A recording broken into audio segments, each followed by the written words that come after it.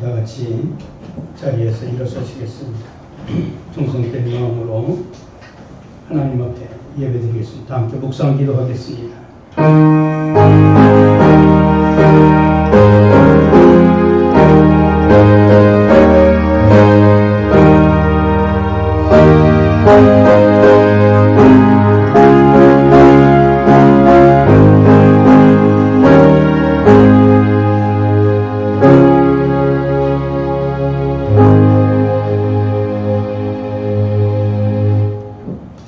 이러므로 우리에게 구름같이 둘러싼 허다한 증인들이 있으니 모든 무거운 것과 얽매이기 쉬운 죄를 벗어버리고 인내로서 우리 앞에 당한 경주를 하며 믿음의 주요 또 온전하게 하시는 이인 예수를 바라보자.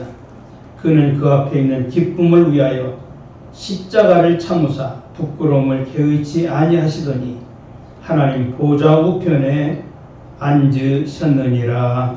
아멘.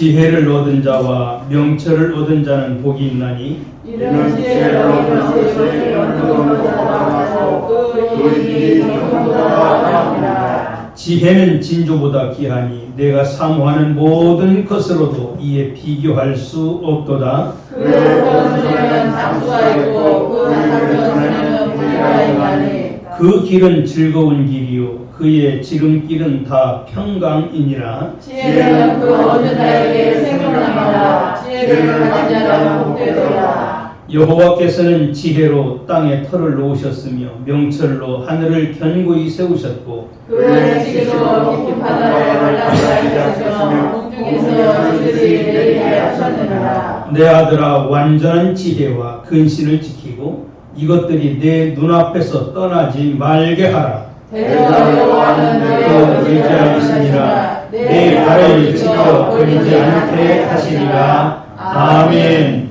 전능하사 천지를 만드신 하나님 아버지를 내가 믿사오며 그 외아들 우리 주 예수 그리스도를 믿사오니 이는 성령으로 잉태하사 동정녀 마리아에게 나시고 본디오 빌라도에게 고난을 받으사 십자가에 못 박혀 죽으시고 장사한 지 사흘 만에 죽은 자 가운데서 다시 살아나시며 하늘에 오르사 전능하신 하나님 그냥 계시다가 저리로서 산자와 죽은 자를 심판하러 오시리라. 성령을 믿사오며 거룩한 공예와 성도가 서로 교통하는 것과 죄를 사하여 주시는 것과 몸이 다시 사는 것과 영원히 사는 것을 믿사옵나이다. 아멘.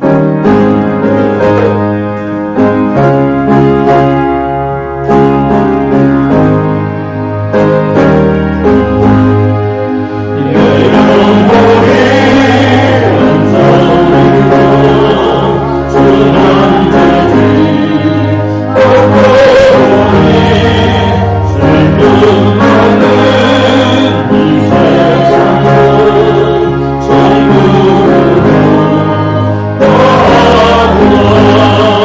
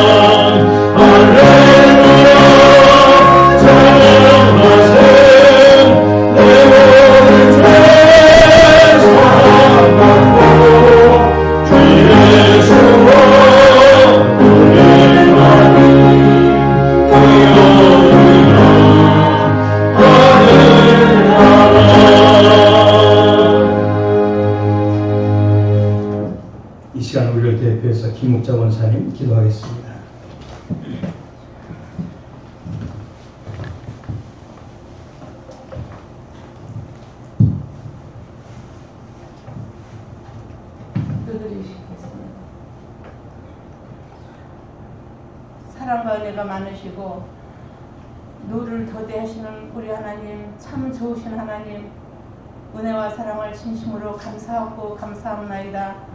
지나간 한 주간도 저희들 각처에서 아버지 눈동자같이 지켜보아여 주셨다가 오늘 거룩하고 복된 주의 날, 기쁜 날, 즐거운 날 저희들을 이곳으로 인도하여 주셨으니 감사하고 감사합니다. 아버지 하나님, 드려지는 예배 후에 하나님 함께하여 주시옵소서.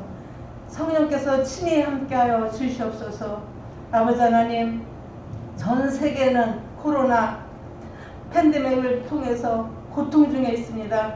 아버지 하나님, 이 모든 것이 우리들이 죄로 암지 않았나 아버지 저희들 생각합니다.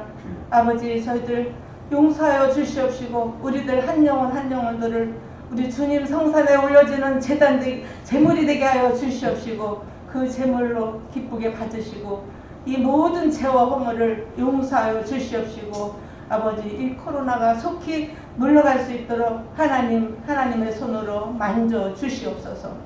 감사하시고 고마우신 아버지 하나님, 우리 주님의 피값으로 우리 새순교회 이곳에 세우시고 오늘까지 함께 하셨으니 감사합니다. 아버지, 부족하고 연약하고 작지만 하나님께서 쓰시기에 부족함이 없게 하여 주시옵시고 아버지 하나님, 하나님이 정말로 기쁘게 쓰시는 우리 재단과 우리 심령들 다 되게 하여 주시옵소서.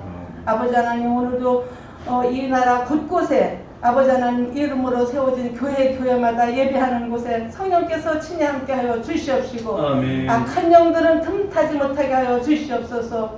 말세 아버지 하나님, 거짓 선지자들이 여기서 우죽순처럼 솟아나고 있을 때 우리들은 그곳에 그 말에 아버지 하나님 현혹되지 않고 오직 반석의 말씀에 세워진 그 말씀으로 우리들 믿음을 지켜나갈 수 있도록 하나님 저희들에게 성령 충만케 하시고 믿음 충만케 하여 주시옵소서. 아멘. 오늘도 하나님 곳곳에 어려움 많이 있습니다. 하나님 이 나라 이 민족도 지켜보아여 주시옵소서. 아버지 하나님, 정치하는 모든 이들 마음들도 하나님께서 움직여 주시옵소서. 아버지 하나님, 하나님이 하시지 않으면 우리의 힘으로 능으로는 아무것도 할 수 없습니다. 하나님께서 함께하여 주실 줄로 믿습니다. 아버지 하나님, 오늘도 아버지 하나님 더 멀리 하나님 말씀 들고 나가 있는 선교지에 나가 있는 우리 선교사님들 기억하여 주시옵소서. 더 어렵고 더 힘들고 그런 곳에 오직 주님의 명령 하나 들고 말씀 하나 들고 나가 계십니다. 아버지 하나님, 저 페루에 계신 우리 김도영 선교사님 기억하여 주십시고 그 가정도 지켜봐여 주시옵소서. 그곳에는 아버지 코로나가 아버지 더욱 더 심하답니다.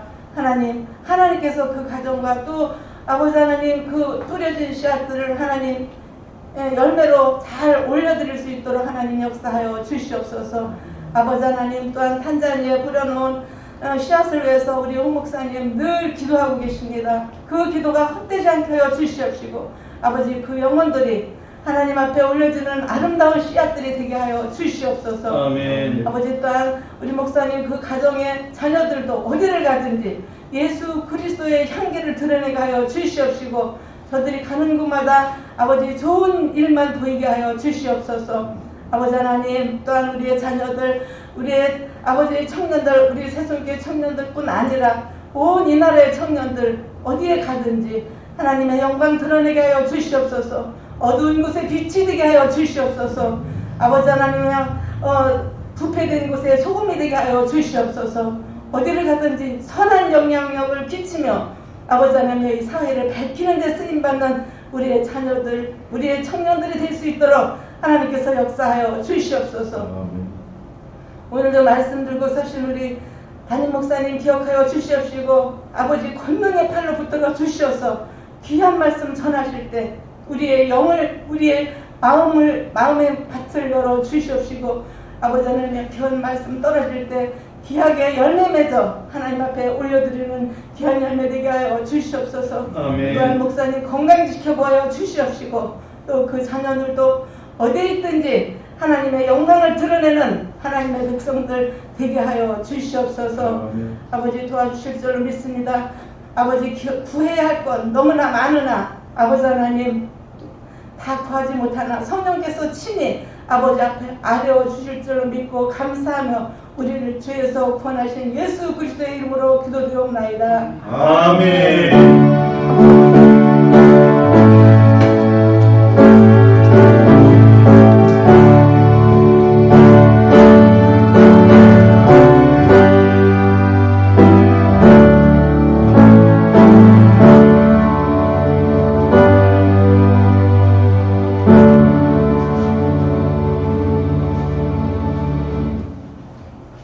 하나님의 말씀을 읽어보겠습니다. 하나님의 말씀은 마가복음 4장 30절에서 32절까지 우리 교독을 읽겠습니다. 또 이르시되 우리가 하나님의 나라를 어떻게 비교하며 또 무슨 비유로 나타낼까? 그같이 사람의 앞에 땅의 모든 집보다 자라서지고 다 같이요. 심기 노예는 자라서 모든 풀보다 커지며 큰 가지를 내하니 공중의 새들이 그 그물에 깃들 만큼 되느니라. 아멘. 할렐루야. 마가복음 4장은 예수님께서 갈릴리 바닷가에서 가르치신 이야기입니다. 1절 말씀에 의하면 큰 무리가 모여들었다 그랬고, 예수님은 이 큰 무리에게 가르치셨다고 말씀을 합니다. 그리고 예수님의 이 가르치심은 비유로 하셨는데, 씨 뿌리는 자가 씨를 뿌리러 나가서 뿌릴 때 덜어는 길가에 떨어짐에 새들이 와서 먹어버렸고, 덜어는 흙이 얕은 돌밭에 떨어짐에 흙이 깊지 아니하므로 곧 싹이 나오나 해가 돋으니 타서 뿌리가 없으므로 말랐고, 덜어는 가시떨기에 떨어짐에 가시가 기운을 막음으로 결실하지 못하였고, 덜어는 좋은 땅에 떨어짐에 자라 무성하여 결실하였으니 30배나 60배나 100배가 되었느니라. 이렇게 말씀을 하시면서 들을 귀 있는 자는 들으라, 이렇게 말씀을 했습니다. 자, 예수님의 비유의 말씀을 들은 제자들은 이 비유의 말씀이 무슨 뜻인지 정확하게 이해를 하지 못했던지 예수님께서 홀로 계실 때에 조용히 예수님을 찾아왔습니다. 찾아와서 예수님께 묻습니다. 아까 주신 그 비유의 말씀이 무슨 뜻입니까? 이렇게 물어요. 그러니까 10절부터 20절까지 예수님께서 하신 이 비유의 말씀에 대해서 자세하게 강해를 해주십니다. 저는 이 말씀을 묵상하면서 예수님께서 비유로 하신 이 말씀은 웬만한 사람이라고 하면 쉽게 알 수 있는 상식적인 이야기입니다. 여러분, 농부가 씨를 뿌리는데 어떤 씨는 길가에 떨어지기도 하고, 어떤 씨는 돌짝밭에 떨어지기도 하고, 어떤 씨는 가시떨기에 떨어지기도 하고, 어떤 씨는 옥토에 떨어지기도 하는 것은 시골 사람이라고 하면 다 알고 있는 일들입니다. 그리고 이 유대 지방의 농사법은 어떻게 농사를 짓느냐 하면, 씨를, 우리나라도 마찬가지입니다. 가을에 농사를 하면 그 다음 해에 뿌릴 씨는 좋은 것으로 따로 둡니다. 그리고 그 다음에 씨 뿌릴 때쯤 되면 그 씨를 물에다 담궈서 쭉정이나 이런 것은 다 골라냅니다. 그리고 그 씨를 잘 말려서 씨를 뿌립니다. 근데 이 팔레스틴 지역은 어떻게 하느냐면, 이 나귀에다가 자루 양쪽에 씨를 넣어가지고 가운데 이렇게 두 개를 해서 양쪽에 구멍을 조금씩 내가지고 나귀를 쭉 끌고 가면 이 씨가 바닥에 떨어집니다. 그러면 이 씨가 어떤 데는 이랑에도 떨어지고 두둑에도 떨어지고, 그리고 밭두렁 있는 데는 밭두렁 옆에도 떨어지고, 그리고 잡초가 무성한 그 밭두렁에도 떨어지고 그럽니다. 이것은 시골 사람이라고 하면 이 팔레스틴에 다녀본 사람이라고 하면 다 알 수 있는 상식적인 이야기라고 하는 것입니다. 농부가 씨를 뿌려도 어떤 씨는 길가에 떨어집니다. 어떤 씨는 돌밭에 떨어집니다. 어떤 씨는 가시떨기에 떨어지기도 하고 어떤 씨는 옥토에 떨어지기도 하는 것은 상식입니다. 그리고 길가에 떨어진 씨는 새들이 주워 먹고 돌짝밭에 떨어진 씨는 오늘 예수님이 말씀하는 것처럼 돌이 있어서 뿌리를 내리지 못하는 건 당연합니다. 그래가지고 해가 트니까 뿌리를 내리지 못했으니까 결국 말라 버리는 것입니다. 가뭄을 쉽게 탄다는 것이죠. 여러분, 가시떨기에 떨어진 씨는 어떻게 되는지, 옥토에 떨어진 씨는 어떻게 되는지 농촌에서 자란 사람이라면 다 알 수 있는 거예요. 일반 상식이라는 것입니다. 그런데 일반 상식을 제자들이 지금 이해를 못했어요. 그래서 저는 생각을 해봤어요. 이 제자들이 이 상식적인 얘기를 몰라서 예수님을 찾아온 이유가 뭘까? 이유가 뭘까? 저는 산을 좋아해서 산을 갑니다. 옛날 우리나라에 아주 이름 있는 그 스가 있었어요.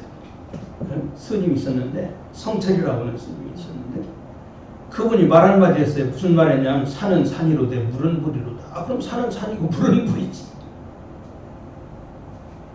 일반 평범한 사람이 산은 산이로되 물은 물이라 그러면 그냥 그래, 그 상식이니까 그냥 그럼 산은 산이고 물은 물이지. 그런데 성철이라고 하는 도를 닦은 사람이, 아주 도가 깊은 사람이 그런 얘기를 하니까 그 속에 무슨 뜻이 있나? 사람들은 아주 깊게 생각을 합니다. 예수님의 이 비유 상식이지만 예수님의 제자들은 예수님이 하신 이 상식적인 말씀에는 그냥 우리가 생각하는 일반 상식적인 이야기가 아니라고 하는 것을 그들은 알게 됩니다. 예수님이 이 상식적인 이야기 속에 담겨져 있는 비밀이 뭘까? 예수님이 이 비유의 말씀을 하신 이후에 들을 귀 있는 자는 들으라 그랬습니다. 이 비유를 통해서 무엇을 말하는지, 이걸 일반 상식으로 들어야 할지, 여기에 오면 하나님의 진리가 있는지, 이것은 어떤 길을 가졌느냐에 따라서 달라지는 거예요. 해석이 달라지는 것입니다. 그래서 제자들은 아무리 생각해도 예수님이 하신 말씀이 이거 다는 상식적인 그냥 일반 이야기가 아닌데, 이 속에 무슨 뜻이 담겨져 있는데 그게 뭘까? 더군다나 마지막에 예수님이 이 말씀을 하시고 들을 귀 있는 자는 들으라는 거예요. 깨달을 수 있는 길을 이야기하고 있는 것입니다. 그래서 예수님을 찾아온 제자들에게 14절부터 예수님이 하신 이 비유 속에 담겨져 있는 그 오묘한 진리를 설명해 주십니다. 그 진리의 말씀은 뿌리는 자는 뭐예요? 말씀을 뿌리는 자라는 것입니다. 그리고 그 씨는 뭐라는 것입니까? 너희들이 상식적으로 알고 있는 보리씨나 밀씨나 그런 씨가 아니고 하나님의 말씀이라는 것입니다. 그리고 여기에 나오는 밭들은 뭐예요? 여러분 밭 보면 옛날 천수답인 이런, 여러분 천수답이라고 혹시 들어봤습니까? 예, 천수답은요, 옛날 시골에서는 구렛눈이 제일 비싼 눈이었습니다. 이 구렛눈이라는 것은 1년 12달 언제든지 물이 마르지 않는 눈입니다. 이 천수답은 비가 오면 물이 있고 비가 오지 아니하면 말라버리는 그런 눈입니다. 그렇기 때문에 비를 하늘이 많이 줘야 열매를 거두는 땅이 천수답입니다. 마찬가지로 밭에는 옥토도 있고 돌짝밭도 있고 가꾸지 못해서 가시떨기가 많은 밭도 있습니다. 그런가 하면 돌보지 않아서 길과 같은 그런 밭이 많아요. 지금 시골에 가보면 그런 밭들을 쉽게 볼 수 있습니다. 옛날에 농사 짓던 밭들, 시골 농촌에서 사람들이 다 떠나 빈집만 남아있고 그 좋은 밭들이 아주 호랭이 새끼 칠 듯 그렇게 무성한 밭들이 얼마나 많은지 알 수가 없습니다. 그런데 예수님께서 하신 이 밭은 그런 세상적인 그런 밭처럼 우리의 마음밭이 그런 마음에 있다는 것입니다. 그래서 하나님의 말씀을 받은 마음의 밭은 크게 4종류의 밭이 있는데 어떤 밭이냐에 따라서 열매를 맺을 수도 있고 열매를 맺지도 못한다는 것입니다. 여러분 4개의 밭 가운데 길과 같은 밭이나 돌짝밭이나 가시떨기 밭은 농부가 씨를 뿌리며 기대를 해도 결국 결실하지 못한다는 것입니다. 오직 옥토에 뿌려진 씨만이 30배와 60배와 100배를 열매를 맺을 수 있다고 말합니다. 중요한 것은 아무리 귀한 진리의 말씀일지라도 그 말씀을 받는 사람의 마음밭이 옥토가 되지 아니하면 결코 열매는 기대할 수 없다는 것입니다. 오늘도 전국에 있는 모든 교회가 지금 하나님의 말씀을 성도들의 마음의 밭에 뿌리고 있습니다. 중요한 것은 어떠한 마음밭으로 하나님의 말씀을 받느냐는 겁니다. 오늘도 이 말씀을 여러분들이 어떤 마음의 밭으로 받느냐는 것이 중요하다는 것입니다. 길과 같은 마음의 밭인지 돌짝밭처럼 내가 돌짝밭은 예수님이 그 다음에 설명을 해줘요. 돌짝밭은 어떤 밭이냐? 마음밭이냐? 하나님의 말씀으로 인하여 기쁨을 얻고 잠시 기쁨을 얻고 그 말씀으로 인하여 넘어지는 자다 그랬어요. 그러니까 내가 듣기 좋은 나에게 듣기 좋은 말씀은 아멘하고 기뻐하지만 내 마음에 들지 않는 말씀은 시험받습니다. 넘어집니다. 그 말씀으로 인해서 여러분 복 받으라고 하면 다 좋아하지요. 하나님이 축복하셨다는 말을 우리가 예수님이 이런 거 축복합니다. 아멘합니다. 그러면 시험이 온다든지 고통이 온다든지 환란이 온다든지 그러면 여러분 다 싫어하지 않습니까? 지금 코로나 바이러스 이 팬데믹도 빨리 없어지기를 우리 기도하지 않습니까? 여러분 환란이 없으면 소망을 이루지 못한다는 걸 알아요. 사도 바울은 환란은 인내를, 인내는 연단을, 연단은 소망을 이루는 길이 된다고 말합니다. 여러분 환란이 없으면 하나님을 찾지 않습니다.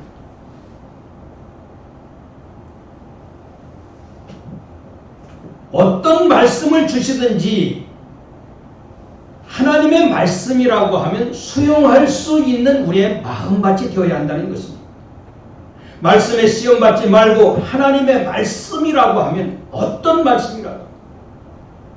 여러분 쓴 약이 내 몸에 유익하다고 하는 말이 있지 않습니까? 그러니까 하나님의 말씀이라면 우리는 어떤 말씀을 주시든지 받아들일 수 있는 마음밭이 중요하다는 거예요.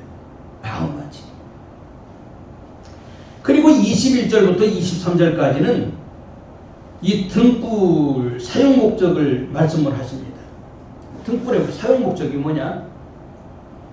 여러분 말씀은 뭐예요? 빛입니다. 말씀을 우리에게 주신 사용 목적이 무엇일까요? 어두운 동네를 밝히는 것입니다. 어두운 것을 밝히는 것입니다. 그러면서 예수님이 들을 귀 있는 자는 들으라고 또 그렇게 말씀을 합니다. 그러면서 너희가 무엇을 듣는가 스스로 삼가라고 하십니다. 또한 이 말씀을 하시면서 경고하시기를 너희의 헤아리는 그 헤아림으로 너희가 헤아림을 받을 것이며 더 받으리니 있는 자는 받을 것이요 없는 자는 그 있는 것까지도 빼앗기리라고 합니다. 그리고 이 말씀을 하시고 난 후에 26절 말씀을 보면 하나님의 나라는 사람이 땅에 씨를 뿌림과 같다고 하시면서 밤낮 자고 깨고 하는 중에 씨가 자라서 어떻게 그리 되는지를 알지 못한다고 말합니다. 그리고 예수님께서는 땅이 스스로 열매를 맺되 처음에는 싹이요 다음에는 이삭이요 그 다음에는 이삭의 충실한 곡씨라고 하면서 열매가 익으면 곧 낯을 대나니 이는 추수 때가 이르렀다고 하십니다. 여러분 땅은 아까도 뭐라고 그랬죠? 우리들의 마음밭입니다. 우리의 마음밭이, 우리 마음밭이 어떤 마음밭이냐에 따라서 하나님의 말씀이 뿌려져도 그 말씀이 결실하느냐, 결실하지 못하느냐, 아니면 새가 와서 주워 먹어버리냐, 시련에 타서 없어지느냐, 우리 마음밭이 문제예요. 마음밭이. 그러면서 결실할 때 온다는 것입니다. 열매를 추수할 것인지 쭉정이를 추수할 것인지, 쭉정이조차도 추수하지 못할 수 있는 그런 우리의 마음밭이 되면 안 돼요. 그러면서 오늘 본문인 겨자씨의 비유를 이야기하시는 것입니다. 저는 오늘 본문인 예수님의 이 겨자씨 비유를 중심으로 우리의 지나온 시간들을 돌아보고 우리의 회고와 반성과 계획이 하나님의 말씀 속에서 이루어지기를 먼저 예수님의 이름으로 축복을 합니다. 여러분, 겨자씨의 비유는요, 작은 것의 가치를 무시하지 말라는 거예요. 여러분, 팔레스타인 지역에서 겨자씨는 가장 작은 것을 의미한다고 그래요. 물론 겨자씨보다도 더 작은 것도 있겠지만 겨자씨 하면 작은 것을 대표하는 상징적인 그런 표현입니다. 우리나라에도 이와 같이 비슷한 말들이 있습니다. 우리 적은 것을 말하죠. 아이고, 눈곱만 해. 예? 눈곱만 해. 이거 작은 것을 상징하는 거 하잖아요. 아니면 집이 방이 얼마나 돼? 이 코딱지만 해. 예. 이 작은 것을 상징하는 그런 말이죠. 즉 이런 말들은 작은 것을 의미합니다. 여러분, 우리가 살아가는 세상은 많은 사람들이 큰 것에 대한 관심을 갖고 큰 것에 대하여 찬사를 보냅니다. 그러나 작은 것은 뭐예요? 무시하고 업신여길 때가 많아요. 여러분, 교회도 그런 것 같아요. 큰 게, 그래, 그 교회 관심이 많습니다. 개척교회 목사는 목사로도 안 한다고 하는 말도 있어요. 교회 신자가 몇 명이냐, 교회 크기가 얼마냐, 헌금은 얼마나 나오느냐, 여러분들이 드리는 헌금의 액수가 얼마냐. 여러분, 사람들은 너나 할 것 없이 큰 거에는 관심이 많습니다. 아파트가 몇 평이냐. 그래서 요새는 아파트를 쳐도 돈 주고 사는 아파트와 임대 아파트는 확연하게 다르게 만든다는 거예요. 제가 이렇게 어떤 그 집사님 한 분이 정부비 이렇게 자꾸 모아가지고 목사님 좀 도와주세요 하고 주는 분이 있어요. 계속. 그래서 제가 어떤 목사님들한테도 보내고 어떤 어려운 분한테 보내고 막 계속 이렇게 해주는데, 그분이 임대 아파트에 사셔요. 근데 임대 아파트는 좋은 점이 있더라고요. 어떤 좋은 점이 있느냐? 비싼 아파트일수록 들어가기가 힘들어요. 방문하기가 힘들어요. 근데 임대 아파트는 그런 게 없어서 참 편합니다. 편해요. 그 사람들은 항상 임대 아파트냐, 얼마짜리냐, 여기에 큰 것에 관심이 많습니다. 그러나 예수님은 큰 것보다는 작은 것에 늘 관심을 가지셨다는 것을 여러분 잊지 말아요. 여러분, 예수님의 제자들은 어린아이들 어떻게 했죠? 가! 애들은 필요 없어. 쫓아버립니다. 그러나 예수님은 뭐라고 말하죠? 어린아이가 내게 오는 것을 금하지 말고. 그러면서 하나님의 나라를 이 어린아이에 비유해서 말씀을 하십니다. 여러분, 예수님께서 마지막 유월절을 지키시려고 예루살렘 성전에 오셨습니다. 오셔서 보니까 거기 연보께가 있어서 연보를 합니다. 많은 사람들이 큰 돈을 넣습니다. 그런데 어떤 한 과부가 2랩돈, 아주 적은 돈을 넣습니다. 그런데 예수님은 어디에 관심을 가졌습니까? 이 과부의 2랩돈을 이야기하시면서 이 과부가 드린 것은 그의 전 재산을 다 드린 것과 마찬가지라고 이야기를 합니다. 예수님은 소자에게 냉수 한 그릇 대접하는 것을 소중하게 여기셨고, 놀랍고 놀라운 것은 하나님의 나라를 지금 작은 겨자씨에 비유하고 있다는 것입니다. 뿐만 아니라 여러분, 베세다 광야에서 식사 때가 됐는데 먹을 것이 없습니다. 제자들이 걱정을 합니다. 어떻게 해야 되죠? 그러니까 너희들이 죽어라 그렇게 말합니다. 그러니까 뭐라고 말해요? 아유, 빌립이 말합니다. 여기 있는 사람 그냥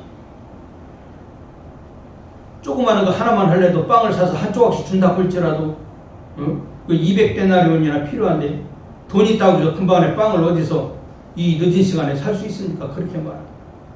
그때 어린 소년이 내놓은 도시락, 보리떡 5개와 물고기 2마리 얼마나 적은 것이었습니까?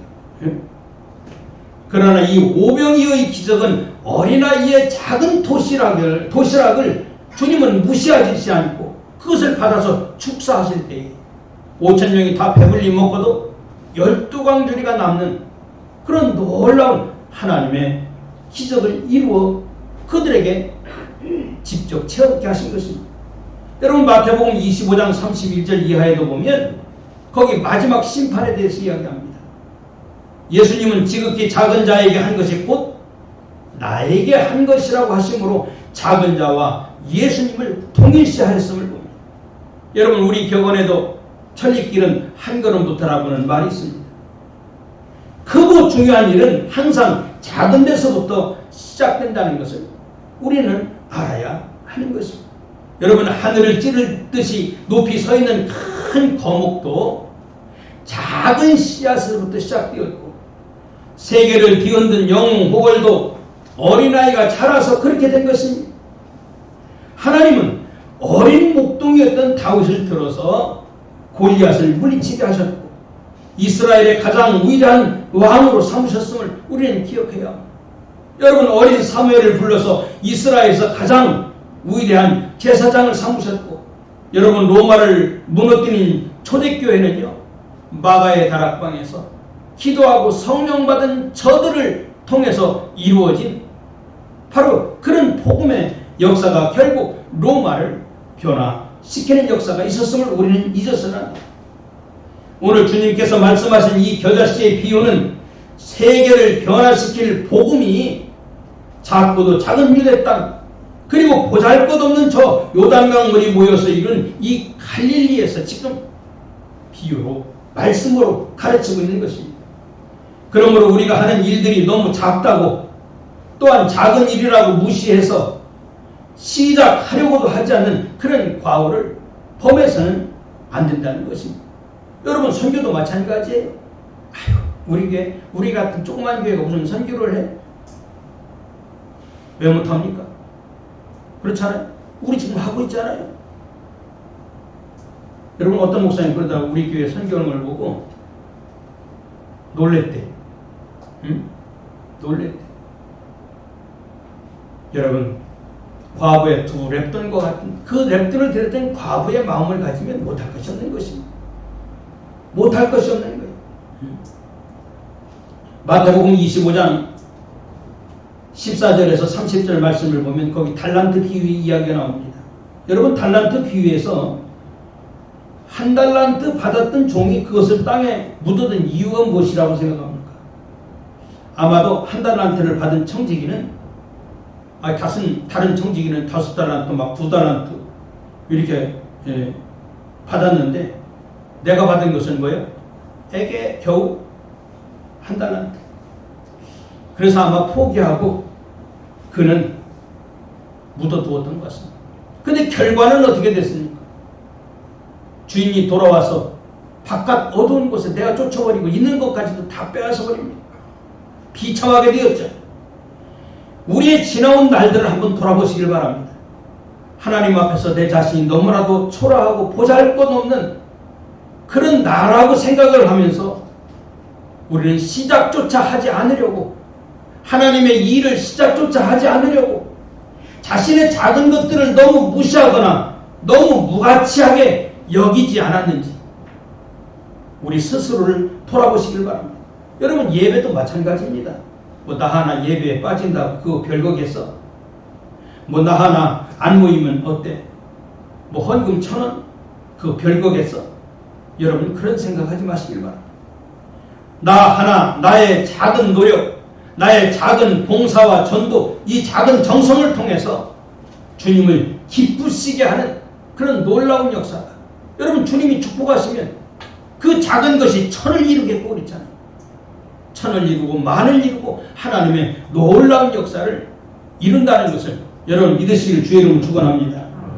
그리고 두 번째로 겨자씨의 비유는 심겨진 것은 반드시 자란다는 이야기입니다. 반드시 자란다는 이야기. 여러분, 겨자씨는 비록 작지만 그 안에 뭐가 있습니까? 생명이 있습니다. 생명.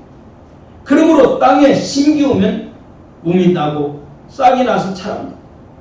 사도 바울은 고린도전서 3장 6절에서 이렇게 말합니다. 나는 심었고 아볼로는 물을 주었으되 오직 하나님께서 자라게 하시느니라.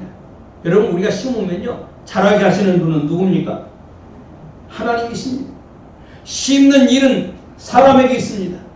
그러나 자라게 하시는 것은 누구한테 있습니까? 하나님께 있습니다. 우리가 하나님의 말씀을 전하는 건 뭐예요? 곧 씨를 뿌리는 것입니다. 심는 것, 말씀을 전하는 것은 사람의 일입니다. 사람의 일이에요.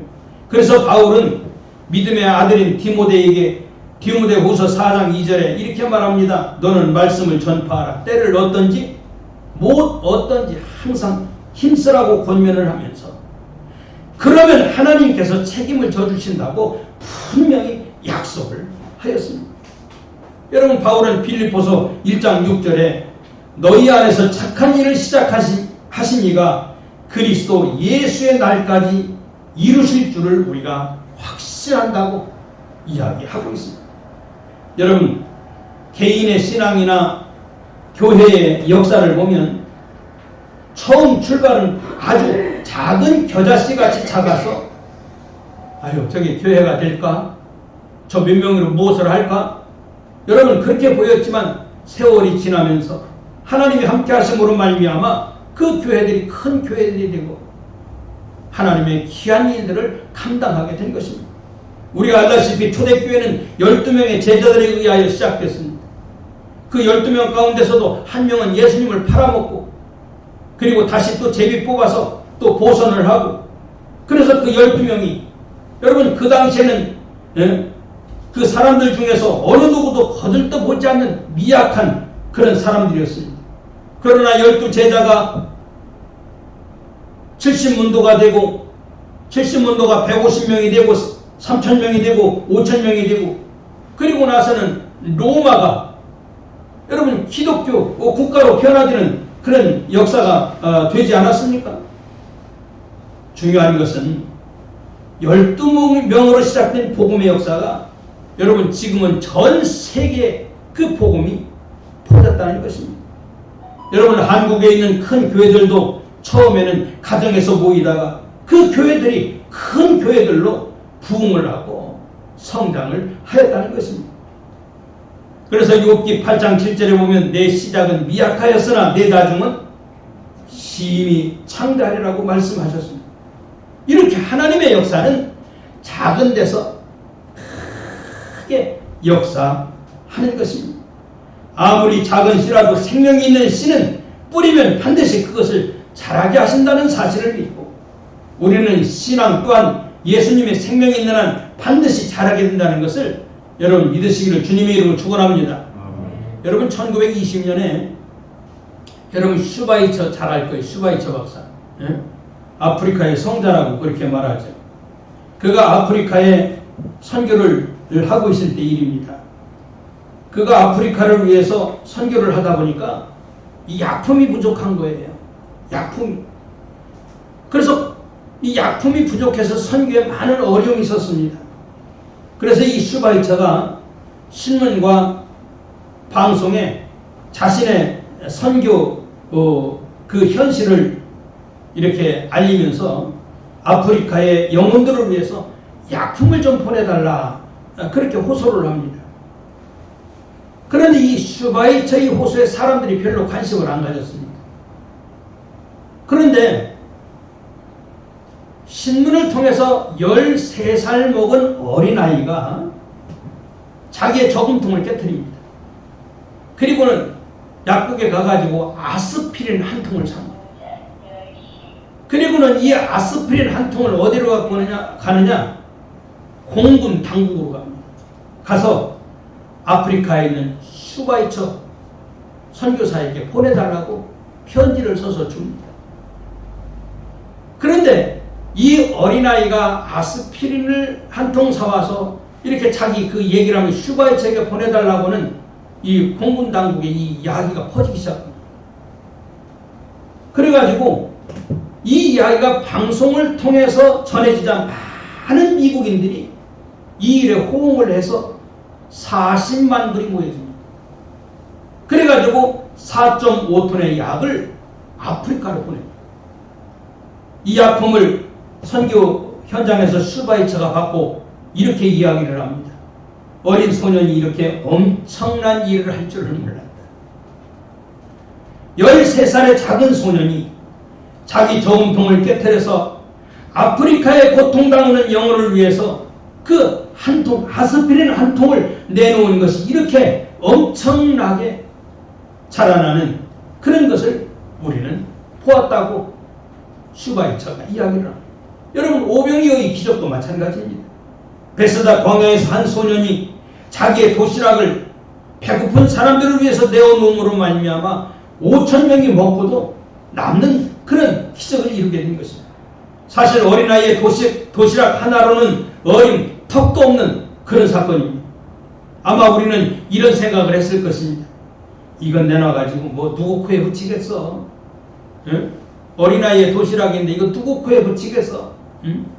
내가 1,000원 선교 헌금했다고 이거 뭐 누구 코에 붙이겠어? 그러나 어린 소년은 자신의 그 작은 도시락을 내어놓았습니다. 그리고 그 작은 도시락은 예수님의 축사로 말미암아 놀랍게 변화되는 역사를 우리에게 보여주신 것입니다. 예수님은 오늘 비유의 말씀에서 겨자씨 하나는 아주 작기에 쓸모없는 것처럼 보이지만 그것은 아주 큰 나무를 이룬다고 말씀을 하십니다. 마찬가지로 우리의 작은 노력과 우리의 작은 열심과 우리의 작은 헌신과 우리의 작은 믿음이 자라게 하시는 하나님에 의하여 변화의 놀라운 역사를 일으킨다는 것을 여러분 믿으시기를 주의 이름으로 축원합니다. 그리고 세 번째로 이 겨자씨의 비유는 성장한 결과에 대한 희망을 가지라는 것입니다. 소망을 가지라는 거예요. 오늘 32절 말씀을 보면 심긴 후에는 자라서 모든 풀보다 커지며 큰 가지를 내나니 공중의 새들이 그 그늘에 깃들일 만큼 되느니라 그랬습니다. 여러분 실제로 이 겨자나무는 매우 빨리 자라고 크게 자란다고 합니다. 보통 3m에서 4m 정도 자라는데 그 나무의 씨를 새들이 그렇게 좋아한대요. 응? 새들이. 그렇기 때문에 새들이 그렇게 모여든다고 합니다. 그리고 거기 깃을 든다고 그래요. 여러분 작은 겨자씨 하나가 이렇게 자라서 큰 나무가 되고 그리고 푸른 그 가지에 피곤한 새들이 앉아서 그 열매를 따먹고 있는 풍경을 한번 생각해 보세요. 얼마나 아름다운 모습입니다. 이것은 우리에게 성장의 아름다운 결과를 보여주고 있는 것입니다. 그래서 시편 기자는 시편 126편에 눈물로 씨를 뿌리는 자는 기쁨으로 단을 반드시 거둔다고 이야기를 합니다. 즉 지금 씨를 뿌리는 자들은 현재 어렵더라도 미래의 기쁨을 바라보라는 말입니다. 미래의 기쁨을 바라보며 열심히 씨를 뿌리는 성도가 되라는 것입니다. 우리 새순교 비록 작습니다. 하지만 우리 열심히 지금 믿음으로 씨를 뿌리고 있습니다. 하나님이 놀랍게 역사하실 때가 있습니다. 하나님의 역사를 여러분 믿음의 눈으로 바라보시길 바랍니다. 오늘 우리는 우리 자신의 신앙에 대해서 그리고 자신이 지금 하고 있는 일에 대해서 비록 작은 겨자씨와 같은 일일지라도 그 일이 이와 같은 복된 결과를 여러분 기대하시기를 주의 이름으로 축원합니다. 여러분 하나님이 우리 안에 계시고 생명의 주가 그리고 착한 일을 시작하신 하나님께서 반드시 우리로 자라게 하시고 열매를 맺게 하시고 갖가지 축복을 베푸신다고 하는 사실을 여러분 믿으시기를 주의 이름으로 축원합니다. 그래서 히브리서 기자는 히브리서 11장 6절에 뭐라고 그랬습니까?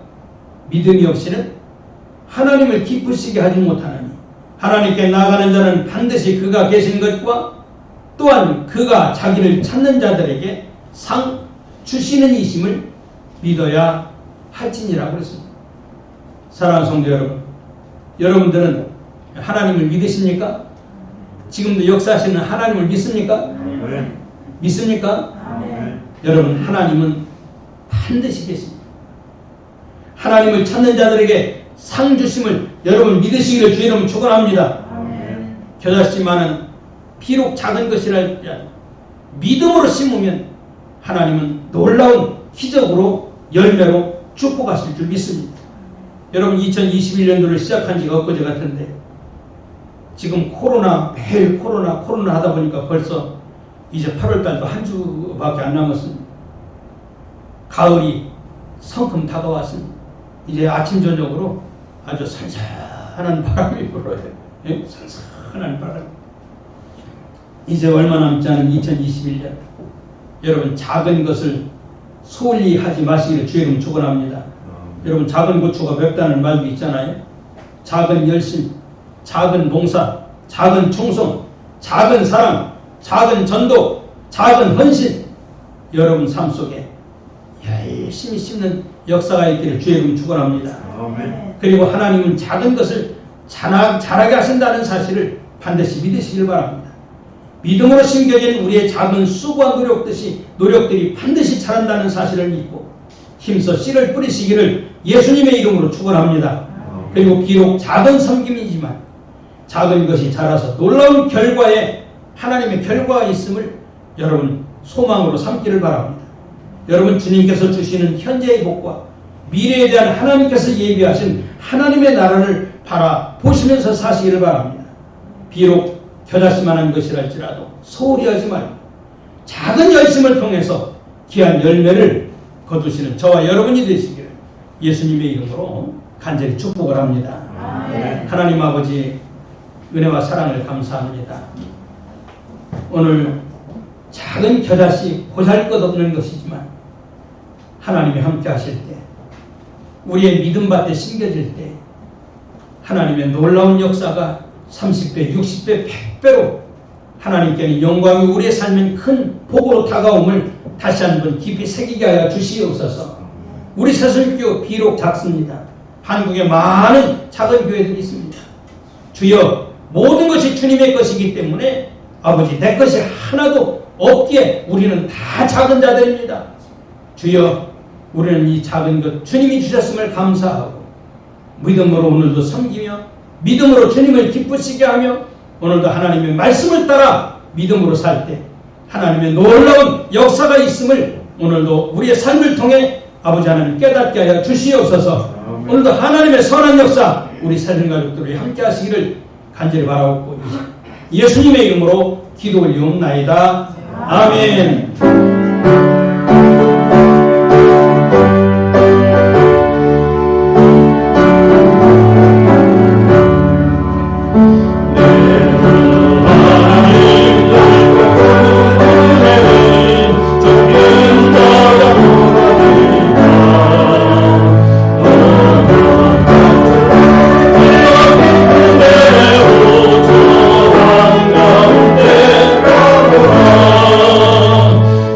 Oh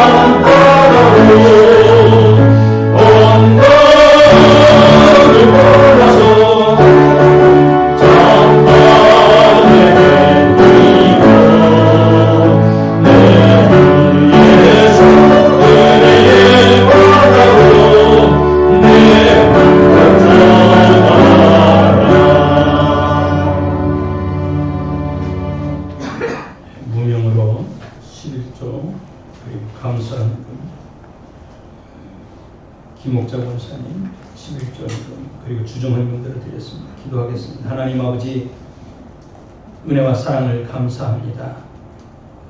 오늘도 하나님 우리에게 말씀을 주셨고 또 그 말씀을 믿을 수 있도록 성령께서 역사해 주셔서 오늘도 나의 주는 오직 예수 그리스도요 하나님의 자녀된 것을 이렇게 믿고 또 하나님 앞에 나와 예배할 수 있는 은혜 주심을 감사합니다. 아버지 하나님, 그 감사한 마음을 또 아버지 물질로 담아서 하나님 앞에 드립니다. 드려진 저들의 마음을 주님 연락하여 주시옵시고 오늘 저들의 마음 속에 하나님의 말씀은 살았고 운동력이 있어 저들의 심령물소를 쪼개고 하나님 기뻐하시고 선하신 뜻대로 이끌어 주시기를 원하옵고 기도합니다. 오늘도 심겨진 이 물질들이 아버지는 작은 겨자씨와 같이 심어싸오니 아버지 하나님 큰 나무를 이룰 수 있도록 하나님 축복하시고 하나님 함께 하시고 은혜를 베풀어 주셔서 이 세상을 살면서 항상 하나님을 영화롭게 하고 하나님의 은혜 가운데 승리할 수 있도록 역사하여 주시옵소서. 예수님의 이름으로 축복하고 기도 올리옵나이다. 아멘. 광고 말씀을 드립니다. 오늘도 하나님의 은총이 우리 사순 가족들에게 충만하기를 기도합니다. 그리고 이 코로나 바이러스가 자꾸 확장되고 있는데 감염되지 않도록 방역에 힘써주시고 불편하더라도 마스크 항상 착용하시길 바라고요. 그리고 손 세정 잘 하시길 바랍니다. 그리고 우리 홍철 선교사님께서 사역했던 탄자니아 그리고 페루 선교사이신 우리 김도경 선교사님 가정과 선교 사역을 위해서 항상 기도 많이 하고 있지만 더 많이 기도가 필요합니다. 더 많이 기도해 주시길 바라고요. 그리고 오늘부터는 지금까지는 아프리카 TV로 이렇게 했는데 이제는 유튜브로 합니다. 유튜브로 하는데 유튜브 방송을 보는 방법을 다음 주 안에 제가 여러분들께 가르쳐 드리도록 그렇게 하겠습니다. 우리 카카오톡에 보내놨어요. 카카오톡에 보냈습니까? 예. 우리 다 같이 자리에서 일어나셔서 그 방법을 아직 카카오톡을 내가 안 했으니까 우리 옆 사람과 인사하겠습니다. 할렐루야, 할렐루야, 반갑습니다. 네. 우리 여기에 모인 우리 찬양하겠습니다.